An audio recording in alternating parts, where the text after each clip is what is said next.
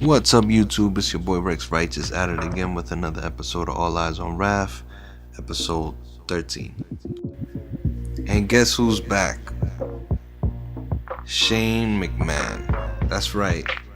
Shane McMahon made an appearance last Monday on Raw, which was kind of out of the blue.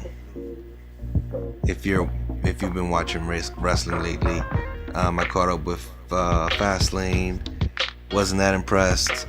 Saw a little bit of the main event, and it was good. But the rest of the show wasn't all that great. It was like a Monday Night Raw on Sunday.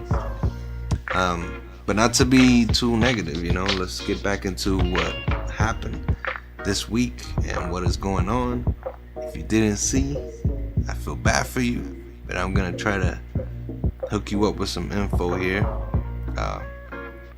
Shane McMahon made a surprise appearance on Monday and showed up and messed stuff up. Was talking about how the company's going down in ratings and how he made a deal with his dad in 2009 or sometime back, and now he wants the keys to the company. So it was kind of funny watching them go back and forth, watching Vince McMahon kind of have his dad look on every now and then, not knowing what to do with either one. But it was kind of sincere when it came from Stephanie's face. She really looked like she was surprised. It was I like that. I really liked that it looked real. She looked really surprised. Vince looked proud, of course. He loves his son, but he had to put him in his place because Stephanie was getting an award that night, and she was supposed to be this fourth generation CEO taking over and going into the future as the new Vince McMahon, And Shane wasn't up for that, so he said he wants the keys to the company, and Dad was like, "I'll see what I can do, but you gotta fight Undertaker in WrestleMania in a Hell in a Cell match." So I think that there's gonna be way more to this. It's funny because there was really nothing else to look forward to besides Brock Lesnar and of course the Roman Reigns match and Triple H and AJ Styles and a couple of other matches. Let me take that back. WrestleMania might be good. I think so. I think it's gonna be one of the best pay-per-views this year, if not the best, as usual. And I think it's gonna be good. And to put Undertaker in the mix now, I don't think he's gonna be silent. I really think that the story's gonna have more to it. It's gonna build, and it's gonna be great. It's gonna be good for wrestling. Is Shane gonna stick around? We don't know. We don't know because it's like Vince McMahon said in the whole scene of them talking up there in the ring. The company has gone public now, and it's more of a fast-paced type of storyline, so you don't see a dragged out storyline going on and on and on and on and on. It's mainly like something quick. It's funny, it gets straight to the point. Guy wins a title, he moves on, then something else happens, and then it just disappears. The storyline disappears, and then another storyline goes on. When before it would drag on and on and on, and there would be feuds and stuff like that. And the ones that are like the main feuds are now like Roman Reigns and Triple H. That's been going on for a long time with the Authority and the Shield, going back to those times. And I don't know, is Roman Reigns gonna be able to show that he's a real champion? Is he gonna be able to ever do that? He's been having problems lately, and he's getting his nose busted and stuff like that. I don't know. I'm not really into it, but I am down to watch WrestleMania because y'all always do. And this was mainly about Shane McMahon coming back. I am happy for that. Shout out to my cousin Brian, because I know he's a huge Shane McMahon fan as a wrestler, not just a person, as a wrestler. He was very entertaining back in the day. Mcmahon makes out with Rick on the couch. Didn't we see this coming? Didn't we see this coming? I saw it coming. But how many things was going through Rick's mind at the time, all before this? This was just the perfect time. And guess what? Jesus had to interrupt it at the end of the episode. Sorry for the spoiler, but if you didn't watch, you shouldn't be listening to this freaking video right now. But anyway, that was a great episode. It was light. It wasn't as intense as these last 5 episodes, you know. There was some comedy in it. There was some family stuff in it. There was some moral, you know, things going on with people making some decisions, some closure. There was a lot of things going on in that episode, and it was pretty deep. So I really like it. It's probably gonna shine in hindsight, because it's one of those episodes that it's like a bridge to what's coming. So we don't know where Jesus is taking us. I like calling him Jesus because, you know, I don't remember his name so much, but when he said his friends call him Jesus, I thought it was perfect, you know, because he was really tricky. He was like Daryl a little bit, but at the same time he was witty and he was kind of funny and stuff like that, and he did a lot in those few little scenes. He did a lot. It made Daryl and Rick crazy. So I found it to be cool. I can't wait for the next episode.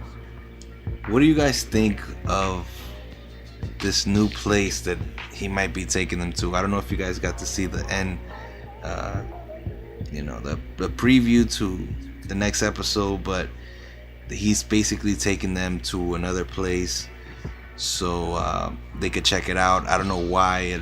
I don't know if it's an emergency or whatever, but he got loose. You know, they tied him up in this episode, and he got loose, and he's just like, hey, you know, we gotta talk. And he's kind of serious, and it was really funny because at the same time, Mcmahon and Rick were having this crazy moment, this very passionate moment, and then all of a sudden this guy busts down the door. Everyone's naked and quiet and trying to, you know, do things on the sneak, and this guy just destroys their moment. So it's gotta be good. It's gonna be good. And just let me know what you think. I thought it was a great episode. I can't wait. Keith, one time Thurman, gets injured in an accident driving. Seatbelt on, but airbag breaks his face, hurts him. He tries to get back in the ring. Training's all messed up. Now he can't focus, and the doctor's telling him 4 to 6 weeks is the only way he can get through this. Man, we were really looking forward to a fight. March 12th was when we were waiting for this fight. And now we're not getting it. Some people are saying that the fight's going to be delayed. We don't know what's going to happen. I don't know. I'm not happy with this. I was looking forward to more from the news, but it is what it is. The guy's hurt. He's injured. Sean Porter's dad is not happy. He wants to know more. He wants to find out if it's true or not. I believe it. I believe that he got into an accident, and I think that he's not going to be able to train with his mind saying that he can't do it. Like, he's really hurt, you know. Here's a quote from Diabella. This is Diabella to ESPN. He said he'll probably be off for 4 to 6 weeks. The fight will happen next when he's healed and ready to go. After sparring Saturday, his neck and shoulders locked up and he couldn't move. And that's all from the whiplash injury, and he's not 100% right now. And that's mainly the problem here. It says, here's another quote from Dibella. Keith told me that the airbag hit him harder than any punch he has ever been hit by. It was not a speed accident, but the airbag deployed and he got hit hard by it. He had an MRI and a CT scan and x-rays, and they were negative, so he will be fine. There's speculation going on, bunch of hearsay and rumors and people trying to take a side already, but really the facts are the facts. My man Keith Thurman is out. He is undefeated with 26-0, 22 KOs. Sean Porter with 26 wins and 1 loss. Who do you got in that match? Are you still willing to predict? And how do you feel about Keith Thurman being injured? Let me know. Jay Garrick sets the Flash world on fire by taking off his mask and showing the world that he is Zoom. He is Zoom, the most hated villain right now, the most creative and unstoppable villain right now. Shows no type of weakness. But the crazy thing is, we've been seeing Jay Garrick for the past season. We've been getting to know who this person is. We've been seeing all kinds of weakness. We've been seeing different sides from him. He's falling in love with Caitlyn, and he's trying to find a cure and this and that. But now we have 2 Jay Garricks, and we don't know exactly how this is happening. I mean, it's obvious, yeah, that there was another Jay Garrick, but come on, man. Who would have thought that he was Zoom? I would have never thought that. I really thought that it was,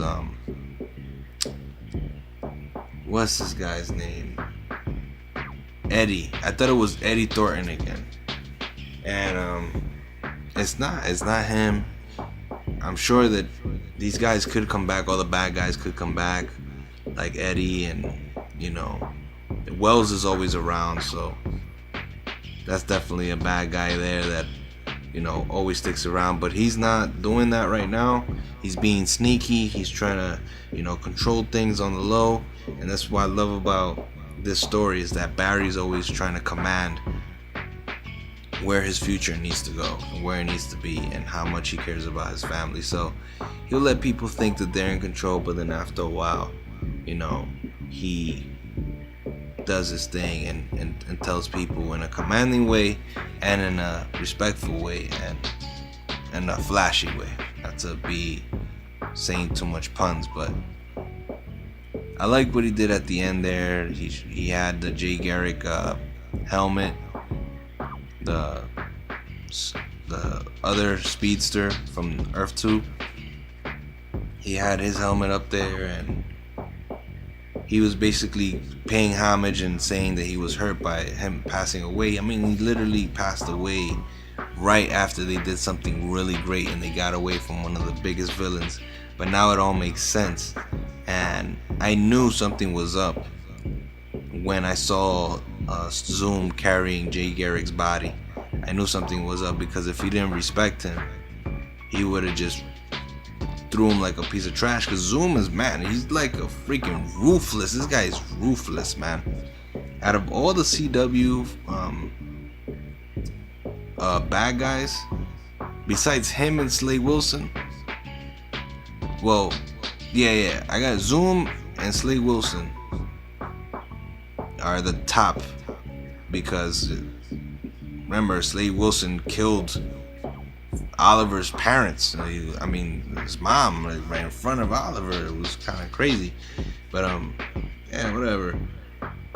yeah, that guy was ruthless, and so is Zoom. So let me know what you guys think. Definitely gonna be tuning in. What'd you think of the shark guy, King Shark? Was it good? Do you think it needs more? Or you can't wait? Or do you think there's something I don't see right now, because I don't understand? Is this a twin, or where is this guy from? I don't get it. But anyway, I just want to say thank you to everyone, and comment, like, and subscribe, share, and peace out, man. I also want to say thank you, because I'm getting to an area where I'm almost at 100 subscribers. I'm also at 1,000 followers on Instagram. I want to say thank you, guys. Send me up. You already know. It's your boy Rex. Peace.